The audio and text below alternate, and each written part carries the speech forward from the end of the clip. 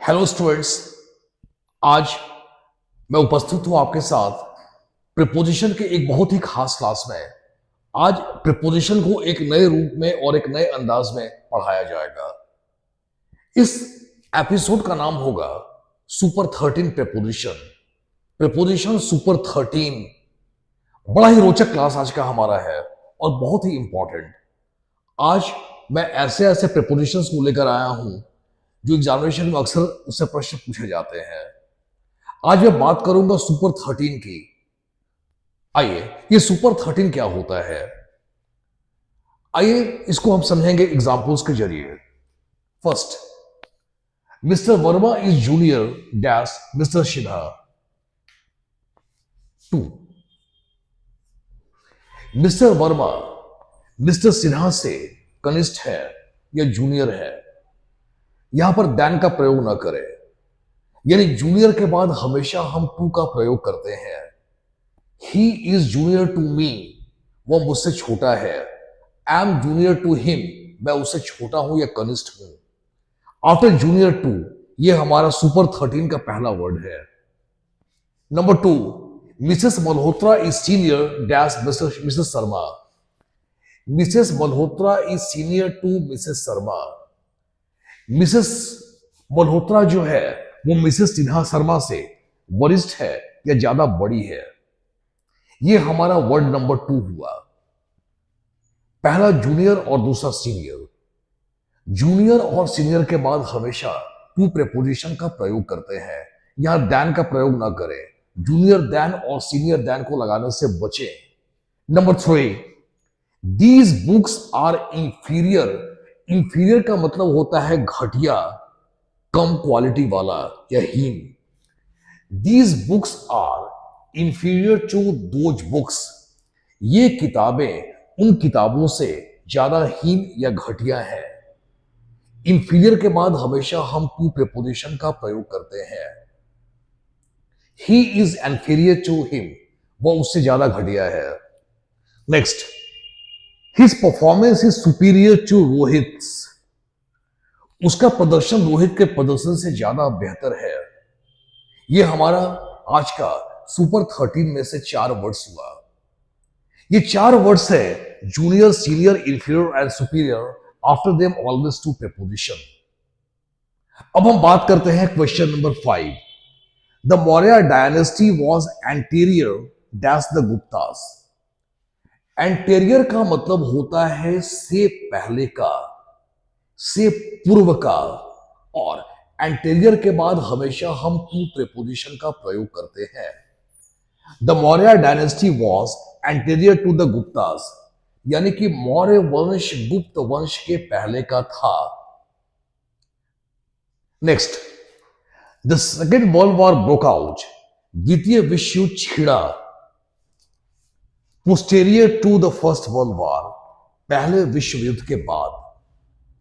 यह हमारा number 6 words है सुपर 13 का, जिसके बाद हम टू का प्रयोग करते हैं।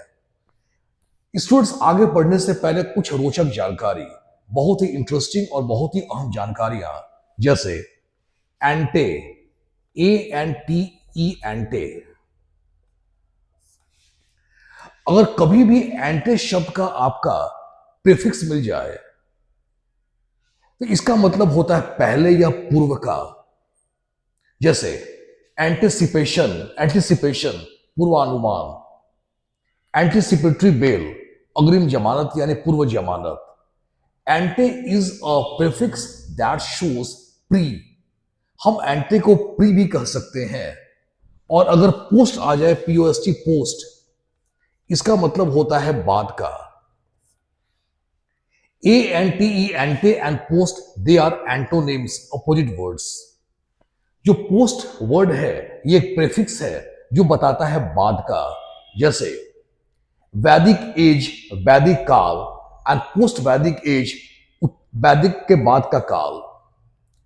जैसे पोस्ट लंच सेशन, लंच के बाद। दरअसल आपने पढ़ा होगा प्रीपेड, पोस्टपेड। जो पोस्ट शब्द है बाद, एंटी में प्री छिपा होता है। जो एंटे शब्द है ये प्री को बताता है, पहले को बताता है। और पोस्ट जो है बात को बताता है, प्रीपेड पोस्ट पेज। आइए, इसी एंटे और पोस्ट से बना है हमारा एएम और पीएम। बोलते हैं एएम, एएम 7 AM।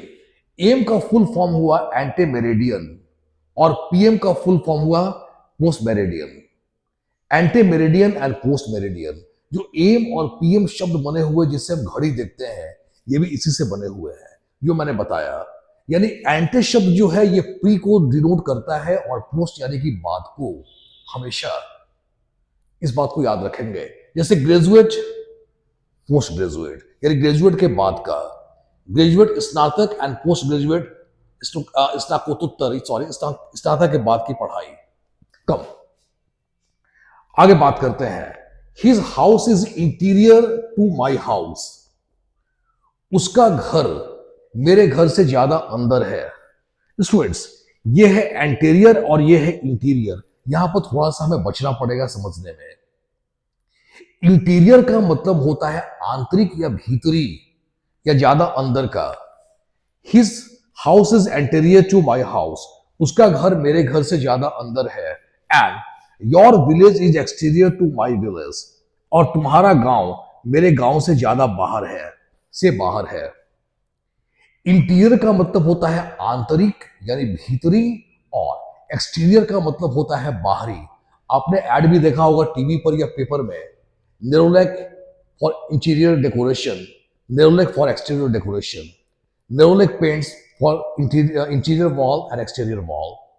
इंटीरियर मतलब आंतरिक, एक्सटीरियर मतलब बाहरी।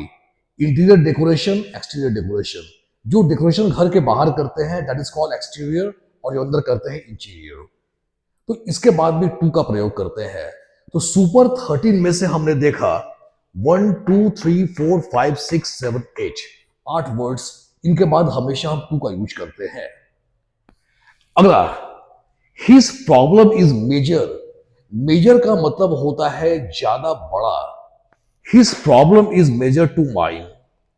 उसकी समस्या मेरी समस्या से ज्यादा बड़ी है। मेजर के बाद भी हम टू का प्रयोग करते हैं। और हर operation where minor to yours. उसका जो ऑपरेशन हुआ यानी शल्य चिकित्सा हुआ वो तुम्हारे ऑपरेशन से मामूली था। मेजर का मतलब होता है बड़ा और माइनर का मतलब छोटा या मामूली। मेजर ऑपरेशन बड़ा ऑपरेशन, माइनर ऑपरेशन मामूली ऑपरेशन। मेजर थिंग बड़ी चीज, माइनर थिंग मामूली थिंग, मामूली सी चीज। तो मेजर का एंटोनिम हो गया माइजर। स्टूडेंट्स, आइए आगे बढ़ने से पहले कुछ आम जानकारियां। जूनियर का एंटोनिम सीनियर, सीनियर का एंटोनिम जूनियर। इंफीरियर का एंटोनिम सुपीरियर और सुपीरियर का एंटोनिम इंफीरियर। ये हमारा वोकैब भी हो रहा है। एंटेरियर का एंटोनिम पोस्टेरियर और पोस्टीरियर का एंटोनिम एंटेरियर।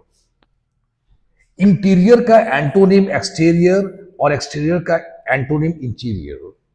मेजर का एंटोनिम माइनर और माइनर का एंटोनिम मेजर। स्टूडेंट्स, यानी जो भी हमने ये अब तक 10 शब्दों का प्रयोग किया, junior senior, inferior superior, anterior posterior, interior exterior, major minor, इनके बाद हमेशा टू और ये 10 का जो 5 पेयर है हमारा 1 2 3 4 5, they all are antonyms of each other. इसलिए इसका हमने शीर्षक दिया super 13। Next, I prefer study to sports. मैं खेल से ज्यादा पढ़ाई को तवज्जो देता हूं, तरजीह देता हूं, महत्व देता हूं। प्रेफर का मतलब होता है ज्यादा महत्व देना, ज्यादा तवज्जो या तरजीह देना। और प्रेफर के बाद भी हम टू का प्रयोग करते हैं। Last one, Rama was elder to Lakshmana. Ram Lakshman से ज्यादा बड़े थे। स्टूडेंट्स, सुपर 30 शीर्षक देने का वजह है कि हमारे पास 13 बड़ा खास शब्द हैं। ये 13 वर्ड्स हैं, junior, senior, inferior, superior, anterior, posterior, interior, exterior, major, minor, prefer, and elder. After these 13 words, always to, आज हमने आपको थोक के भाव से प्रिपोजिशन पढ़ा दिया। आप इन 13 शब्दों को याद कर लेंगे, काफी सहज हो जाएगा एग्जामिनेशन में क्वेश्चंस को सॉल्व करना, क्योंकि इन 13 शब्दों के बाद हमेशा टू प्रिपोजिशन का प्रयोग करते हैं और ये शब्द बड़े ही खास है। खास इसलिए कि अगर ये दो को छोड़ दें हम, प्रेफर को और एल्डर को, तो बाकी जो भी पेयर वाले शब्द है ये सारे एक दूसरे के एंटोनिम्स हैं। तो इस तरीके से काफी सहजता से हमें याद हो जाएगा। ये सारे हमारे फिक्स प्रीपोजिशंस है। Thank you very much. I hope that you must have enjoyed today's class.